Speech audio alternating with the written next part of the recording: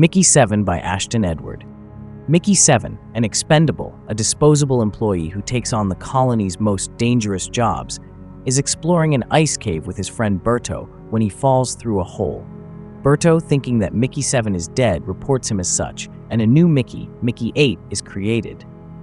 Mickey7, battered and bruised but alive, returns to the colony only to find that Mickey8 is already out of the tank. Mickey7 and Mickey8 know that the colony, with scarce resources, cannot support two Mickeys, so they agree to play a game to determine who will live. Mickey8 wins, but cannot bring himself to kill Mickey7, so they agree to live together in secret and split their ration. They are able to hide their situation for a while until a series of missions that leave several colonists dead brings the Creepers, a local life form, into focus. Mickey7 begins having recurring dreams of a giant caterpillar that speaks to him in a language he does not understand, and he wonders if he may be going insane. Mickey7 and Mickey8 are summoned by the colony's commander, Marshall, who is a member of the natalist religious sect and believes that the reincarnation of expendables is an abomination. Marshall is angry with Mickey for his multiple deaths, and when he discovers the situation with Mickey8, he sentences them both to death. He gives them a choice, however, to complete one final mission in exchange for their lives. They must plant an antimatter bomb in the Creepers' tunnels. Berto flies Mickey7 and Mickey8 to the site of the mission, a dangerous crevasse filled with creepers. Before departing, Mickey7 confronts Berto about his lies regarding his supposed death, and Berto admits that he was too scared to try to save Mickey7. Mickey7 tells Berto that he plans to beat him up if he survives, and Berto just shrugs and leaves. Mickey7 descends into the crevasse, where he and Mickey8 agree to separate and detonate their bombs at the same time in order to maximize the impact. While exploring the tunnels, Mickey7 comes across a huge nest of creepers, and it is clear that Mickey8 is dead. Mickey7 feels a connection to the creepers and realizes that they are sentient. They communicate with Mickey7 using his ocular implant, which they removed from Mickey8.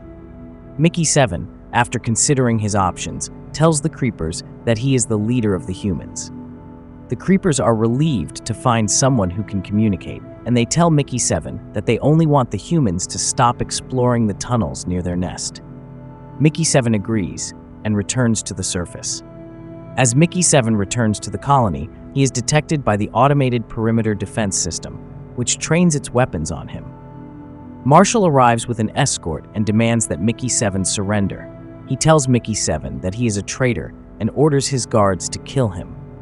Kat Chen, one of the guards and a recent lover of Mickey7, refuses to fire. Mickey7 explains that he was forced to tell the creepers about the bombs, or risk them being accidentally detonated, and that the creepers do not understand the concept of individual death and bear no ill will toward the colonists. He points out that they are in desperate need of a diplomat to communicate with the creepers, and that killing him would be a disastrous move. Marshall, realizing that Mickey7 is correct, relents and returns to the dome. Back in his room, Mickey7 is finally able to mourn the death of Mickey8 and is comforted by Nasha, who tells him that Marshall tried to order her to bomb the creepers, but she refused because she knew that they were too deep underground to be affected. The next day, Mickey7 and Nasha visit the location where he emerged from the tunnels, and Mickey7 recovers the second antimatter bomb. He plans to hide it and return for it when Marshall dies, then tell the colony that the creepers returned it as a gesture of goodwill. Later that day, while eating in the cafeteria, Mickey7 is confronted by Darren, a security officer, about the food that Berto won in a bet and shared with him. Darren is angry about having to eat paste and shoves Berto, who responds by punching him in the face. A fight breaks out, and Mickey7, Berto, Nasha, and Kat are summoned to Marshall's office. Darren tells Marshall that Berto assaulted him, but Berto says that he was just defending himself. Marshall produces video evidence of Berto's stunt with the flitter and is angry that he risked his life and valuable colony resources for such a foolish reason. He sentences Berto to extra work and reduced rations, and docks Mickey's rations as well. Mickey7 and Mickey8 are now in dire straits. Back in his room, Mickey-8 tells Mickey-7 that they need to think about going back to the corpse hole. Mickey-7 tells him that it doesn't matter because they are not actually immortal, and that even if Mickey-9 is created, he will be a different person.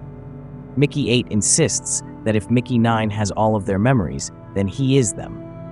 While they are arguing, Mickey-7 receives a garbled message from an unknown source. He assumes it is Mickey-8 sleep texting, but Mickey-8 insists it is not. They wonder who could be sending the message and conclude that it must be a glitch in the system. Later, Mickey-8 goes to the cafeteria with Nasha, and Mickey-7 heads to the gym, which he assumes will be empty. Kat is there, however, and confronts him about the fact that he is a multiple. She tells Mickey-7 that she won't report him, but that he needs to be more careful. She tells Mickey-7 that she is afraid of dying, and that she has been thinking a lot about his supposed immortality. She tells him that she is attracted to him and that he should come to her room later. Later that night, after sharing a bed with Kat, but not having sex, Mickey-7 returns to his room to find Nasha and Mickey-8 in bed together. They are interrupted by Kat, who is horrified to find them all together and runs out of the room. Nasha tells Mickey-7 that Kat will not report them because she does not want to deal with her. The next morning, the three of them are awakened by security officers who tell them that they are being sent to the cycler. Nasha protests, saying that they cannot be punished without a trial, but the officers insist that they are lucky not to have been killed on the spot. They are taken to the security ready room, where they wait for several hours before being summoned to Marshall's office. Marshall tells them that he has spoken with Nasha, who told him that she was aware that she was sleeping with a multiple. He tells them that if Nasha was not one of the colony's pilots, she would be dead already. He then tells Mickey-7 and Mickey-8 that they will be killed, and that the only question is whether Nasha will join them. They are taken to the cycler, where Marshall is waiting with Nasha, Kat, and two other guards. The corpse hole is open, and Marshall tells them that they will not be reincarnated, and that their personality templates and recordings will be erased from the system. 8 tells Marshall that he cannot afford to kill his only expendable, but Marshall responds that Kat Chen has volunteered to take his place. Mickey-7 and Mickey-8 are shocked. Kat apologizes to Mickey-7 and tells him that she is doing what she has to do for the good of the colony. Nasha tells her to shut up, and Marshall tells them all to be quiet. He says that if Kat had not reported the situation, she would be facing the same fate. He then tells Mickey that he still has a chance to save himself if he agrees to complete one final mission, to reinsert the antimatter from the recovered bomb into the core manually from the inside. Mickey-7 refuses. He says that Marshall obviously had plans for the colony to survive without that fuel, and that he should go ahead with those plans. Marshall, enraged, tells him that he will wipe his pattern from the system and shove him down the corpse hole himself.